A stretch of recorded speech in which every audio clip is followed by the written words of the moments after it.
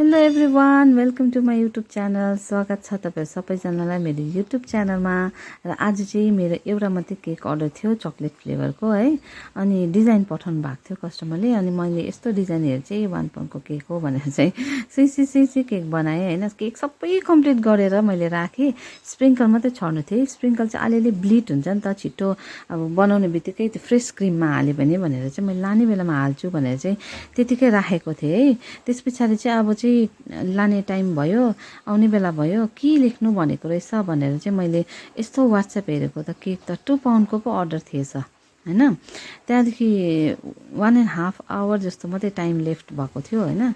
त्यहाँदेखि तर पनि अब छिटो बनाएँ। अनि फ्यान लगाइवरी त्यो केकलाई टक्कै सेललाई चाहिँ आइसिङ गरेर त्यहाँदेखि स्प्रिङ्कल पनि छरछार भएर रेडी बनाएँ है।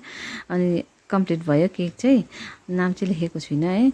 अनि यो अब 1 पाउन्ड केक चाहिँ के गर्नु अब होइन, घरमै खानु पर्यो भनेर चाहिँ म तपाईँहरूलाई काटेर पनि देखाउँदैछु है कस्तो भएको रहेछ भनेर। अनि हेर्नुहोस्, यो 3 लेयरको छ है। यो 1 पाउन्डको केक चाहिँ 3 लेयरको, 2 पाउन्डकोमा चाहिँ 4 लेयरको हुन्छ है। सो हेर्नुहोस् कस्तो दामी भएको छ, स्पन्जी मिठो पनि भएको छ है। हामीले सबै चाट खाइ पनि सक्यो है। सो भिडियो कस्तो लाग्यो तपाईँहरूलाई कमेन्ट गर्नु होला, लाइक सेयर अनि च्यानल बनायो भने चाहिँ सब्सक्राइब पनि गर्नु होला। फेरि भेट्नेछु अर्को भिडियोमा, तबसम्म हेर्दै गर्नु होला।